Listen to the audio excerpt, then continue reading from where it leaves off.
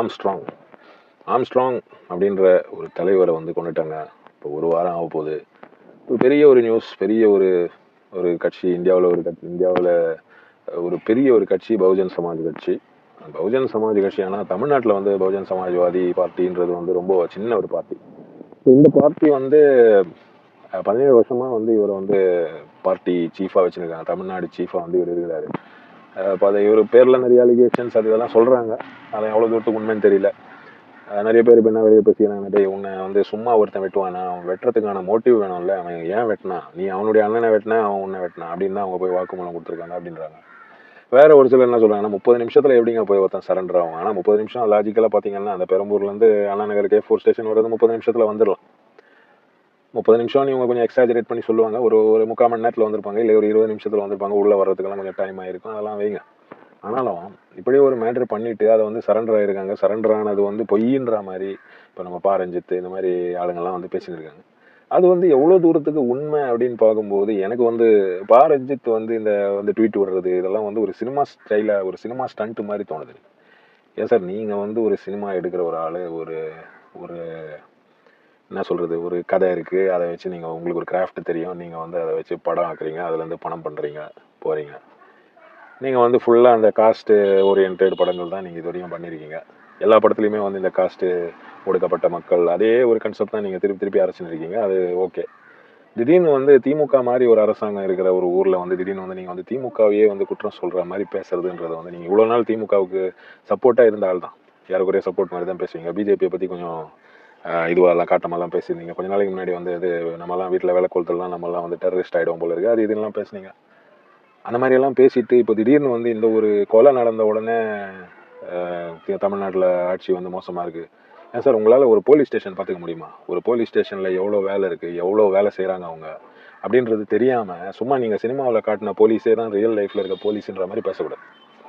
போலீஸை வந்து குற்றம் சொல்கிறதுன்றது வந்து அன்னையிலேருந்து இன்னி வரைக்கும் நம்ம தமிழ்நாட்டில் நம்ம இந்தியாவில் வந்து போலீஸை வந்து ஒரு டம்மி ஆகுறதுன்றது அதே ஒரு பொழப்பாக வச்சுருக்காங்க இந்த மெயினாக இந்த மூவி இண்டஸ்ட்ரியில் இருக்கவங்க. அதை பார்த்து யங்ஸ்டர்ஸ் இப்போத்தி இருக்கிற சின்ன பசங்க வந்து அதை பார்த்து விஷயம் உண்மை என்னான்னு புரியாமல் ஒன்று ஒரு இடத்துல டிராஃபிக்லலாம் வந்து போலீஸ் பிடிக்கும்போது ஒன்று பேசி மாட்டிக்கிறாங்க. தப்பாக ஒரு வார்த்தைகள் வந்து அது அவங்களுக்கு ஏன் வருதுன்னா அவங்க அதை பார்த்து தான் வளர்றாங்க. போலீஸ்னா இப்படி, போலீஸ்னா அப்படி. சார், போலீஸ்காரன் வந்து ஒழுங்காக இல்லைன்னா, போலீஸ் டிபார்ட்மெண்ட்டே வந்து தமிழ்நாட்டில் காவல்துறையே ஒழுங்காக இல்லை அப்படின்னா நம்ம தூங்க முடியாது. நம்ம வந்து நிம்மதியாக தூங்குறோன்னா அதுக்கு காரணம் வந்து போலீஸ் தான். போலீஸ் வந்து ஒன்றுமே வேலை செய்யலைன்னு சொல்லாதீங்க, அந்த மாதிரிலாம் சொல்லக்கூடாது. அதெல்லாம் வந்து தப்பான வார்த்தைகள். நீங்கள் வந்து 7 கொஸ்டின்ஸு எப்படி நீங்கள் சரி பண்ண போகிறீங்க, அரசாங்கம் என்ன பண்ண போகுது, அரசாங்கம் வந்து எப்படி இப்படி ஒரு லீடரை வந்து கொண்டுட்டாங்க, அப்புறம் வந்து இது வந்து எப்படி நீங்கள் இதை வந்து ஹேண்டில் பண்ண போகிறீங்கன்னா வந்து கேள்வி கேட்குறதுன்றது வந்து கேள்வி யார் வேணால் கேட்கலாம். ஆனால் சொல்யூஷன் கொடுக்கறதுன்றது தான் வந்து மேட்ரு. வாழ்க்கையில் வந்து கேள்வி கேட்கறதுன்றது வந்து யார் வேணால் கேட்கலாம், எப்போ வேணால் கேட்கலாம். அவனுக்கு தோணிடுச்சா, மைண்டில் வந்துடுச்சுன்னா அவன் கேட்டுடலாம்.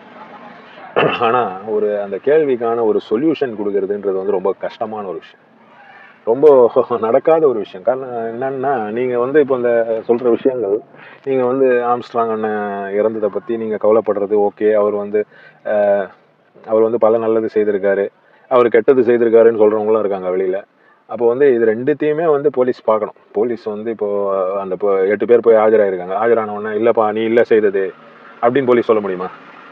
வந்து ஆஜராயிருக்காங்க, சரி அவங்க அந்த கேஸ் எடுப்பாங்க. அந்த அவங்களுடைய ரிப்போர்ட்டு அவங்க என்ன ஆஜராகிட்டு வாக்குமூலம் என்ன கொடுத்தாங்கன்றதை எழுதி அதை வந்து இது பண்ணி கோர்ட்டில் ப்ரொடியூஸ் பண்ணி பப்ளிக் ப்ராசிக்யூட்டரும் இன்னும் அவங்களுடைய அதை கொஞ்சம் ஆராய்ஞ்சு என்ன நடந்தது, எப்படி நடந்தது அப்படின்றத கண்டுபிடிச்சி தான் அவங்க இது பண்ண முடியுமே தவிர திடீர்னு ஒரு நாள் இப்போ வந்து ஆம்ஸ்ட்ராங் இறந்துட்டாருப்பா, மறுநாள் அவனை பிடி இவனை பிடி என்ன சினிமாவா? ஒரு பாட்டில் வந்து ஒருத்தன் கோடி சொன்ன அவர் தான் ஒரு கிளைமேக்ஸுக்கு 2 சீனுக்கு முன்னாடி வில்லனை வந்து அவனுடைய ஆளுங்களெல்லாம் 100 பேர் இருந்தால் அவனெல்லாம் அடிச்சு போட்டு ஹீரோ வந்து போய் இப்போ உங்கள் மெட்ராஸ் அப்படின்ற படத்தில் வந்து செவுறு பிரச்சனை, அந்த செவுறு கொடுக்காதது, செவுத்தில் வந்து எங்கள் அப்பா இருக்கிறாரு, எங்கள் தாத்தா இருக்கிறாரு அப்படின்ட்டு சண்டை போட்டுக்கிறாங்க. அதெல்லாம் சினிமாவில் பார்க்குறதுக்கு நல்லா தான் இருக்கும். ஆனால் வந்து ரியல் லைஃப்பில் இப்போ வந்து ஆம்ஸ்ட்ராங் அந்த மாதிரி ஒரு ஆள் இறந்து போகும்போது, அவர் வந்து கொல்லப்படும் போது அதுக்கு வந்து நீங்கள் வந்து ஒரு எஜுகேட்டட் பர்சனாக நீங்கள் வந்து அதுக்கு ஒரு கரெக்டான ஒரு விஷயங்கள் என்ன இதுக்கு வந்து ஏன் இப்படி நடந்தது, இது வந்து நம்ம வந்து கண்டுபிடிக்கணும், இந்த மாதிரி நடக்கக்கூடாது, இனிமேல்ட்டு இந்த மாதிரி சமூக விரோதிகள் வந்து இது ஏன் செய்கிறாங்கன்னு விஷயங்கள் சொல்ல ஆரம்பித்தா நீங்கள் வந்து ஏதாவது உளறிடுவீங்களோன்னு உங்களுக்கே ஒரு பயம் இருக்கலாம். அதனால தான் நீங்கள் எல்லாம் கேள்வியாகவே விட்டீங்க. உங்களுக்கு யாரை தெரிஞ்சிருக்கும், யார் கொண்டாங்க, யார் இது பண்ணியிருப்பாங்க. அங்கே ஒரு பாட்டியெல்லாம் வந்து ஏதோ சொல்லியிருந்தாங்களாம். ஏதோ வயசான ஒரு அம்மா வந்து சொன்னாங்கன்னு தமிழிசை அம்மா வந்து அவங்களுடைய இன்டர்வியூவில் சொல்கிறாங்க. போலீஸ் சரக்கு, போலீஸ் சரண்டர் அப்படின்றாங்க அவங்க. அந்த போலீஸ் சரண்டர்னு எப்படி சார் சொல்கிறது? இது வந்து ஒரு ஆள் வந்து இப்போ சரண்டர் ஆகிறான், நான் தான் வந்து கொன்னேன் அப்படின்னு சரண்டர் ஆகிறான்னா உடனே அது போலியா? அது போலியாக தான் இருக்கும்னு எப்படி சொல்ல முடியும்? ஏன்னா போலீஸ் வந்து அவங்க தேடி பிடிச்சாங்கன்னா எப்படி அடிப்பாங்க? உதவுடும். அவங்க ஓடி பிடிச்சாங்கன்னா அவங்க அடிப்பாங்க. இப்போ சரண்டர் ஆனால் வந்து அவ்வளோ அடிக்கலாம் மாட்டாங்க. அந்த ஒரு காரணத்துக்காகவே வந்து நிறைய பேர் சரண்டர் ஆகிடுவாங்க. போய் சரண்டர் ஆகிட்டு அவங்க இருக்கிற விஷயத்த சொல்லிட்டாங்கன்னா ஒன்றும் பிரச்சனை இல்லை. கோர்ட்டில் வந்து கேஸ் நடக்கும். கேஸ் வந்து இவ்வளோ நாள் நடக்கும், 6 மாதம் நடக்கும், 1 வருஷம் நடக்கும். இப்போ கோர்ட்டை வந்து நீங்கள் ஏன் குற்றம் சொல்ல மாட்டேன்றீங்க? உடனே ஏன் நீ வந்து இதுக்கு நீதி கொடுக்கல அப்படின்னு ஏன் கேட்க மாட்டேன்றீங்க? ஏன்னா கோர்ட்டு கண்டெம்ட் ஆஃப் கோர்ட் ஆகிடும். உங்கள் மேலே வந்து கேஸ் போட்டுருவாங்க அவங்க அப்படின்றதுனால. போலீஸ் வந்து ஒன்றும் பண்ண மாட்டாங்கல்ல. நான் உண்மையா சார் சொன்னேன், நான் உங்களையா சொன்னேன், இப்போ டிஜிபி நான் உங்களையா சார், நான் பர்சனலாக சொல்லலை, நான் மொத்தம் போலீஸ் டிபார்ட்மெண்ட் தானே சொன்னேன் அப்படின்னு சொல்லி நீங்கள் தப்பிச்சுவீங்க. இதுதான் வந்து ரொம்ப தப்பான ஒரு விஷயம். இதை வந்து நீங்கள் வந்து இவ்வளோ ஒரு பொறுப்பான ஒரு ஆள், இவ்வளோ உங்களுக்கு ஒரு பயங்கர ஒரு ரெஸ்பெக்டட் ஒரு ஃபிலிம் மேக்கர் நீங்கள் வந்து இப்படி பேசியிருக்க கூடாது அப்படின்னு தான் நினைக்கிறேன். ஆம்ஸ்ட்ராங் அண்ணன் இறந்தது வந்து பெரிய ஒரு துக்கமான ஒரு விஷயம். அவருக்கு கையில் அன்னைக்கு துப்பாக்கி இல்லை. அதை பற்றி வேற நம்ம சீமான் அண்ணன் வேற வந்து என்ன சொன்னார்னா, போலீஸ் வந்து துப்பாக்கி ரிட்டர்ன் பண்ணல அப்படின்ட்டாரு.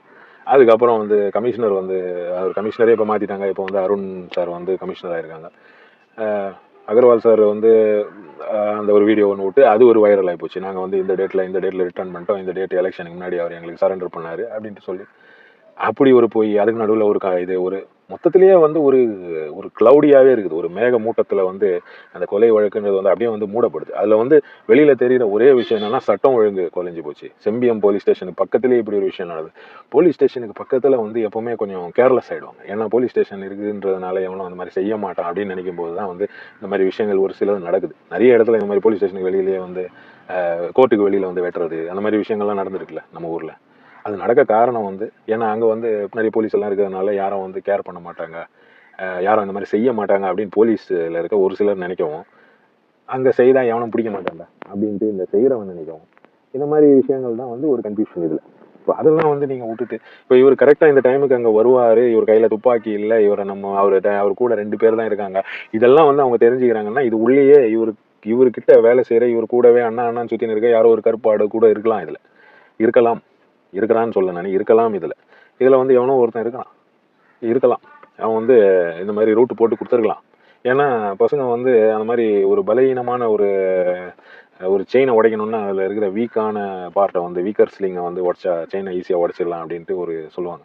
அந்த மாதிரி தான் எவனோ ஒருத்தனை வந்து அந்த மாதிரி பிடிச்சிருக்காங்க போல இருக்கு. அவன் வந்து கரெக்டாக சொல்லி கொடுத்துருக்காங்க. இல்லைன்னா அவர் கரெக்டாக இந்த மாதிரி வராருன்றதை அவங்களே வந்து 10 தடவை நோட்டம் பார்த்துலாம் வந்து 1 வருஷம் ரூட்டு போட்டேன்னு அவங்க சொல்கிறாங்க. 1 வருஷம்லாம் ரூட்டு போட்டிருந்தாலும் கரெக்டாக அந்த கரெக்ட் டைமிங்க்கு அவர் வருவாரா? 1 வருஷம் ஒரு விஷயத்த கரெக்ட் டைமிங் செய்யறதுன்னா அது ஒரு சாதாரண விஷயம் கிடையாது. அவங்க வேலை செய்கிறாங்க, அங்கே வேலைக்கு மேஸ்திரி அவங்கெல்லாம் இருக்காங்க. அவங்க வேலை செய்யும்போது அவங்களுக்கு கூலி கொடுக்கறதுக்கு இவர் அந்த டைமில் வந்து பணம்லாம் கொடுக்கறதுக்கெல்லாம் வராரு பொழுது சம்பளம் கொடுக்கறதுக்கு. அதெல்லாம் நோட் பண்ணி வச்சு கரெக்டாக பண்ணியிருக்காங்கன்னும் போது ஒரு பயங்கரமான ஒரு பிளானிங். சும்மா பண்ணாங்களா, இல்லை இந்த மாதிரி சொன்ன மாதிரியே அவங்க போய் ஒத்துக்கின மாதிரியே அதில் அந்த ரிவெஞ்ச் மேட்டர் இருக்கா? இதெல்லாம் வந்து இனி போலீஸ் தான் வந்து இதை கண்டுபிடிக்கணும். அவங்க கையில் தான் அத்தாரிட்டி இருக்குது. அப்போ அவங்கள வந்து நீங்கள் போய் குற்றம் சொல்கிறதுன்றது வந்து நீங்கள் வந்து பர்சனலாக ஒரு ஆளை நீங்கள் வந்து நீ தான் இதுக்கு காரணம் அப்படின்னு நீங்கள் போலீஸை வந்து மொத்தத்தில் ஒரு ஆளை நீங்கள் சொல்ல மாட்டேன்றீங்க. நீங்கள் என்ன சொல்கிறீங்க, மொத்தம் போலீஸ் டிபார்ட்மெண்ட்டையே நீங்கள் வந்து அப்படியே போய் ஒரு மாக்கிங் மாதிரி இப்போ இந்த ட்வீட்டெல்லாம் போட்டு எதுக்கு? அது ட்வீட்டு கீழே பார்த்தீங்கன்னா ஒரே இதுதான் திராவிட மாடல் ஆட்சியாடா. இப்போ கள்ளச்சாராயம் குடிச்சாங்க, கள்ளக்குறிச்சியில் இப்போ நான் வந்து திமுக காரனோ, நான் வந்து திமுகவுக்கு ரொம்ப சப்போர்ட்டரோ, நான் வந்து அவங்க கட்சியில் இருக்க ஆளோ ஒன்றும் கிடையாது. ஆனாலும் இப்போ வந்து இருக்கிற ஆட்சி நல்லா தான் இருக்குது அப்படின்னு தான் எனக்கு தோணுது. நிறைய விஷயங்கள் நடக்குது ஊரில். நிறைய விஷயங்கள் இப்போ ரோடு போடுறாங்க, பாலம் கட்டுறாங்க, நிறைய விஷயங்கள் ஸ்கூலு அது இதெல்லாம் மெயின்டைன் பண்ணுறாங்க. ஹாஸ்பிட்டல்ஸ் எல்லாம் எவ்வளோ கட்டின்னு இருக்காங்க. ஹாஸ்பிட்டல் இதெல்லாம் கட்டும்போது அதை மெயின்டைன் பண்ண வேண்டியது நம்ம வந்து பண்ணுறது கிடையாது.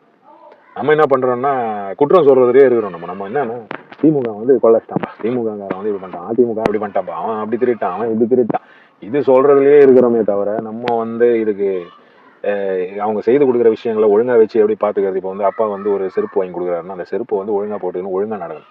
இல்லாமல் அந்த செருப்பை போட்டு தேய்ன்னு ரோட்டில் போட்டு வேணும்ட்டு வரேன்னு உரைச்சிட்டு அது வந்து பாரு இது 2 நாளில் தேஞ்சு போச்சு பாரு, இப்படின்னா என்ன கதை?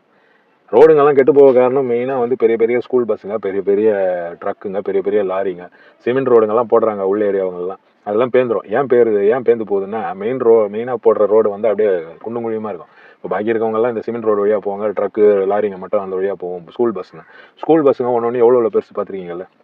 அந்த பஸ்ஸுக்கெல்லாம் ஒரு ரெஸ்ட்ரிக்ஷன் வைக்கணும்.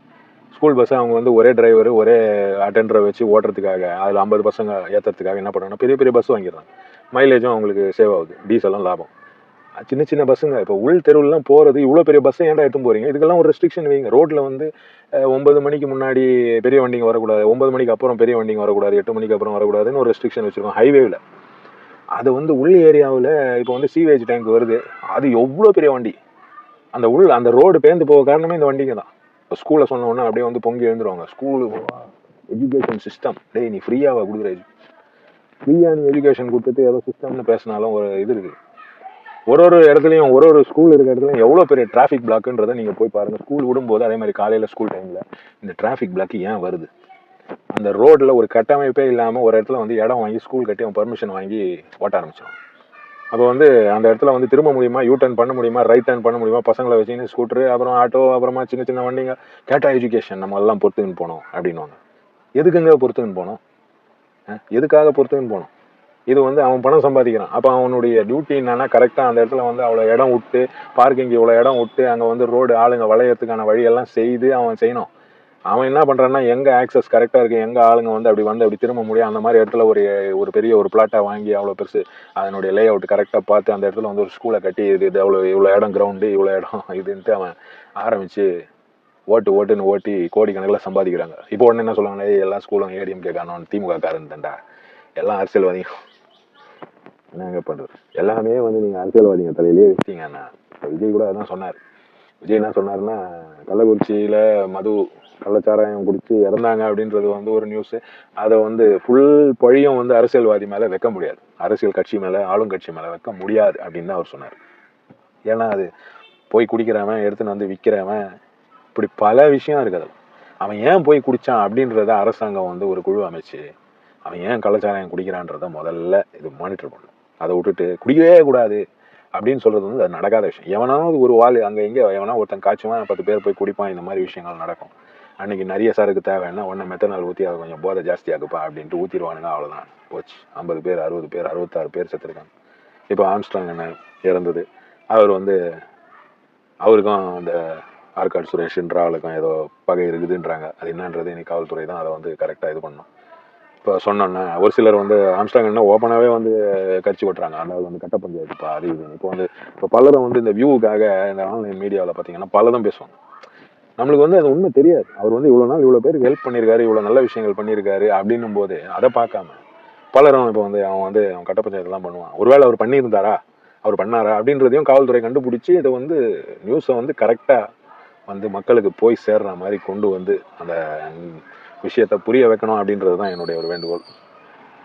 ஆம்ஸ்ட்ராங் அவர்களுடைய மறைவுக்கு நான் வந்து அன்றைக்கே வீடியோ போடணும்னு நினச்சேன். ஆனால் வந்து விஷயம் என்னன்னு புரிஞ்சுக்கலாம் அப்படின்ட்டு கொஞ்ச நாள் வெயிட் பண்ணேன். ஆனால் அதுக்கப்புறம் கொஞ்சம் பிஸியும் ஆகிப்போச்சு, உடம்பு சரியில்லாமல் போச்சு, அது இது ஆச்சு. அவருடைய மறைவுக்கு வந்து பெரிய ஒரு துக்கமான ஒரு விஷயந்தான், பெரிய ஒரு இரங்கல் தான். அவருடைய பெரிய ஒரு எவ்வளோ பேருக்கு லாஸ், எவ்வளோ பேருக்கு வந்து அவர் நல்லது பண்ணியிருந்தார். அந்த மாதிரி ஆளுங்கள்லாம் இனியும் உருவாகட்டும். இன்னும் வந்து இந்த மாதிரி ஆளுங்கள்லாம் தலைவர்கள்லாம் உருவாகட்டும். நம்ம விஜய் சொன்ன மாதிரி தலைவர்கள் நிறைய உருவானாதான் வந்து, ஆனால் தலைவர்கள் நிறைய உருவானா ஒரு நாடு உருப்படாதுன்னு அப்படின்னு ஒரு விஷயமும் சொல்லுவாங்க. நிறைய தலைவர் இருந்தால், நிறைய கொம்பு இருந்தால் பாம்பு சாவாதுன்னுவாங்க. நாடு உருப்படணும்னா தலைவர்கள் கம்மியாக இருக்கணும். எல்லாம் தலைவன், நான் தான் தலைவன் எல்லாரும் தலைவர் ஆகிட்டாங்கன்னா அவன் ஏரியாவில் வந்து பல விஷயங்கள் அவனுடைய கண்ட்ரோலில் கொண்டு வர பார்த்து நம்ம நாடு வந்து மோசமாக தான் போகும் அப்படின்னு தான் நான் நினைக்கிறேன். நல்ல தலைவர்கள் உருவாகி நம்ம நாடு வந்து நல்லா இருக்கணும். ஆம்ஸ்ட்ராங் அவர்களுடைய மறைவுக்கு வந்து என்னுடைய ஆழ்ந்த இரங்கல் அனுதாபங்கள் தெரிவிச்சுக்கிறேன். தேங்க்யூ.